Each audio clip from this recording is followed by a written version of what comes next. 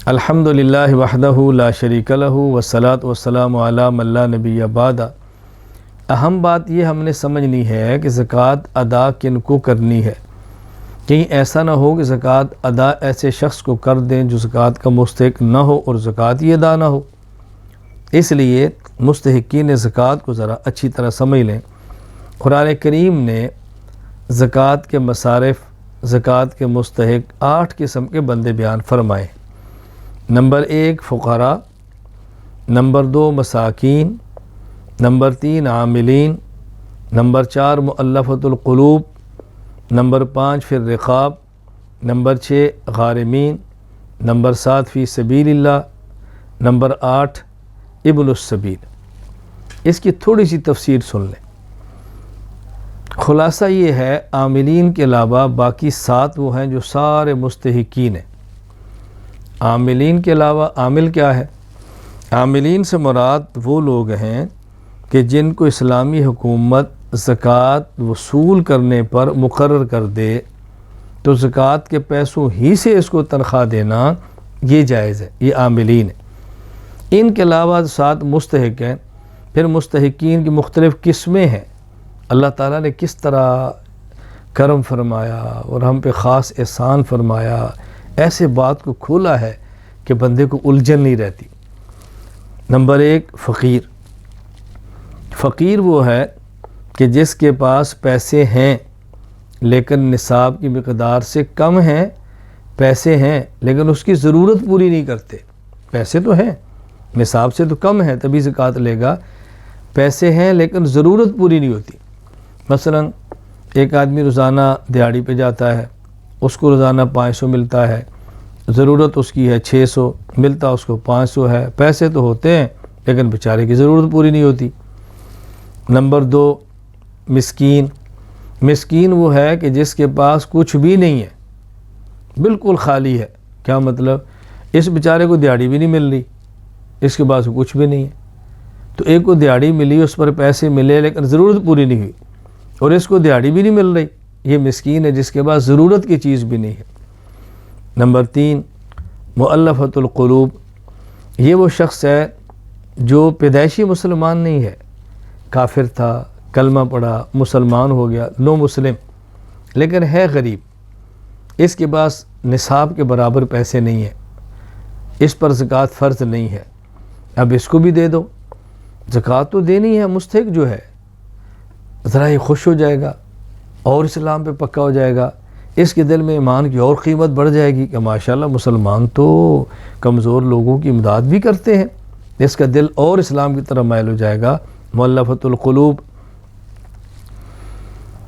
Number 4 فی الرقاب۔ غلام ہے، اس کا مالک کہتا ہے اتنے پیسے دو میں تمہیں آزاد کر دوں گا، اس کے پاس پیسے نہیں ہیں، زکوٰۃ کی مد میں سے اس کو پیسے دو تاکہ پیسے ادا کر کے آزاد ہو جائے۔ نمبر 5 الغارمین۔ الغارمین مقروض۔ مقروض کا معنی کہ ایک شخص کے پاس 1 لاکھ موجود ہے لیکن اس نے 1.5 لاکھ قرض دینا ہے، تو آپ اس کو زکوٰۃ کے پیسوں میں سے دے دو تاکہ اپنا وہ قرض ادا کر لے۔ پیسے ہیں لیکن اس نے قرض اتنا دینا ہے کہ ان پیسوں سے اس کا قرض بھی ادا نہیں ہو رہا، مقروض ہے، اس کو بھی زکوٰۃ دے سکتے ہیں۔ نمبر 6 فی سبیل اللہ۔ اللہ کے راستے میں، اصل تو اس کا مصداق اور اس مراد مجاہد فی سبیل اللہ ہے، لیکن اگر مجاہد نہ ہو، تبلیغ کے لیے نکلا ہو، علم کو حاصل کرنے کے لیے نکلا ہو، دین سیکھنے کے لیے نکلا ہو، کہیں دین پڑھانے کے لیے نکلا ہو، دینی کام کے لیے نکلا ہے، دین کی غرض سے اللہ کے راستے میں نکلا ہے، تو ایسے شخص کو بھی اگر اس کے پاس نصاب سے کم پیسے ہیں یا ضرورت مند ہے، نصاب سے کم ہے، ضرورت مند ہے، اس کو بھی دے سکتے ہیں۔ نمبر 7 ابن السبیل مسافر۔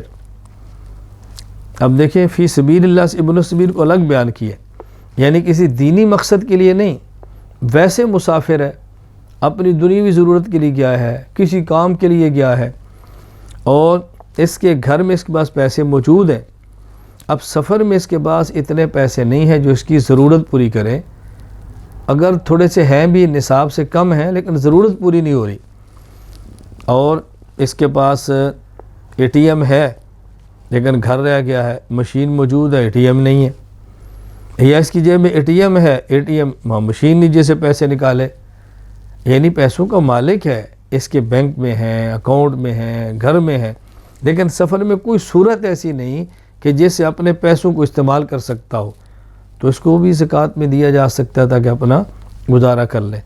تو یہ 8 مصارف ہیں جو اللہ تعالیٰ نے بیان فرمائے کہ ان کو زکوٰۃ دو گے تو زکوٰۃ ادا ہوگی، ویسے زکوٰۃ ادا نہیں ہوگی۔